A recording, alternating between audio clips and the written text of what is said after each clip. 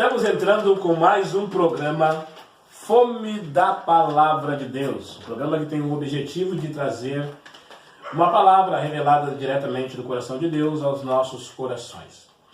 Desta feita, padrão EBD. Nós estaremos compartilhando com vocês, nesta oportunidade, a lição de número 4, que está nos ensinando sobre a perseverança na fé. Nós estamos aqui, mais uma vez, com o nosso querido e amado professor Sandro Aurélio, né? E nós estaremos compartilhando com vocês esta lição, em nome do Senhor Jesus Cristo. Boa noite, irmão Sandro. Boa noite, irmão Alex. A paz do Senhor para todos os irmãos. Que Deus abençoe com mais esta lição preciosa, que eu tenho certeza que vai edificar as nossas vidas. Amém, graças a Deus. Nós temos aqui, então, como primeiro ponto, interpretando a parábola do juiz iníquo. Irmão Sandro, nós estamos sabendo que essa é uma das parábolas mais difíceis de se interpretar. E também existem mais de uma vertente, mais de uma forma de se interpretar essa parábola, extrair as lições aqui, né? Mas qual a melhor aplicação dessa parábola para os nossos dias atuais, a nossa vida prática? Amém. Essa lição de número 4, perseverando na fé, ela é uma das lições mais difíceis de se interpretar. Fala sobre a viúva e o juiz iníquo. Jesus ele traz essa parábola, é uma parábola que tem a categoria de contraste. O que significa isso? Nós estudamos algumas lições passadas e nós podemos ver que cada parábola tem uma maneira de se interpretar. Por exemplo, tem algumas parábolas que é a categoria similar, né? Que é a semelhança com a história, com a vida real e a parábola. Tem outra que é na categoria de hipérbole e assim por diante. Essa parábola, ela é da categoria contraste, ou seja, Deus faz um contraste da situação que Jesus explica aqui na parábola, contrastando com a realidade que é a nossa vida, né? Aqui nós vamos ver que no caso a viúva, que é uma pessoa totalmente desprezada, a viúva no tempo de Jesus, quando Jesus conta essa parábola, era uma pessoa, primeiramente ela era desprezada por ser mulher. As mulheres não é que nem hoje. Hoje a mulher dirige empresa, mulher trabalha, mulher tem seu próprio negócio, enfim. Sim. Naquela época não tinha esse negócio. Não tinha sua independência. Hoje tem mulheres que administram grandes empresas, até países, né? Naquela época a mulher infelizmente não tinha toda essa moral, né? Podemos dizer assim. E por se tratar de uma viúva, pior ainda. Porque a viúva, ela era uma pessoa, por exemplo, não existiu INSS, não tinha nenhum tipo de auxílio. A mulher que ficava viúva estava contando com a sorte e com a misericórdia de Deus, né? Então, essa viúva, que Jesus explica na parábola, ela era uma pessoa totalmente sem nenhuma condição. Tá? Aí, o contraste dela com o juiz. A Bíblia diz que ela vai até o juiz e ela insiste com o juiz. Ela insiste até que o juiz atende ela e assina e carimba, faz o que tem que fazer ali para que ela tivesse a sua causa ganha.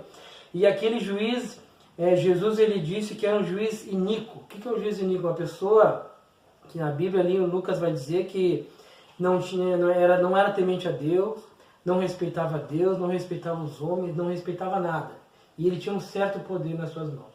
Então veja o contraste, uma pessoa totalmente desprovida, uma pessoa totalmente à dura sorte, se comparando com alguém que tinha poder nas mãos e que é uma pessoa que não respeitava ninguém, não era temente a Deus. O juiz ele representa a classe alta, aqueles poderosos, e além de ter poder e autoridade, falando no nível do homem, ele ele era arrogante, ele era iníquo, ele era mau, né? E já a viúva, ela representa já a classe pobre, ela representa os necessitados, aqueles que são mais desprovidos, menos honrados na sociedade. Exatamente. E qual é a dificuldade sempre de se interpretar essa parábola aqui? A dificuldade está justamente no caso de, como nós estudamos algumas lições passadas no início, nós vamos ver que as parábolas não devem ser interpretadas ao pé da letra. Ou seja, para nós somos pregadores, alguém que está assistindo aí, você que prega a palavra de Deus, você vai saber o que eu estou falando. Nós vamos pregar a palavra de Deus, nós às vezes pegamos algum detalhe de uma palavra. Uma palavrinha ali, uma vírgula, um detalhezinho, um verbo, muda todo o rumo da mensagem, né? Muda tudo. Nesse caso, nós não devemos se apegar a detalhes, né? Porque, o que eu quero dizer com isso? Tem pessoas que aplicam o juiz iníquo na pessoa de Deus. Não, a questão assim... Aí o que acontece? Eles olham Deus como sendo aquele homem carrancudo, aquele homem brabo, aquele homem mau.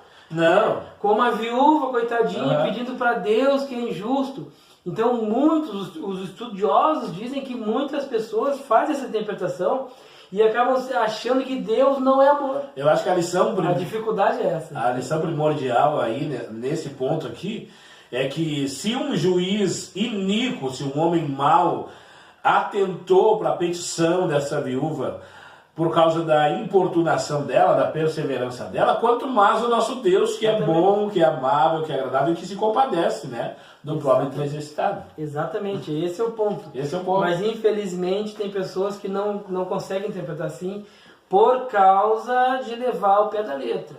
Então nós precisamos ter esse discernimento. A primeira lição desse trimestre, nós estudamos isso, a necessidade de ter um discernimento na hora de se avaliar, se interpretar uma parábola, né? Até mesmo porque alguns evangelhos, tem uma certa diferença de uma parábola num evangelho, uma parábola para outra. Então nós temos que observar isso. Então essa é a grande dificuldade que tem nessa parábola, né? A questão da pessoa interpretar o pé da letra, né? E aplicar aquele juiz mau ali na pessoa de Deus. Nosso Deus não é uma pessoa mau, nosso Deus é amor, nosso Deus ele é compassivo, misericordioso, né? Não tem nada a ver com aquele juiz.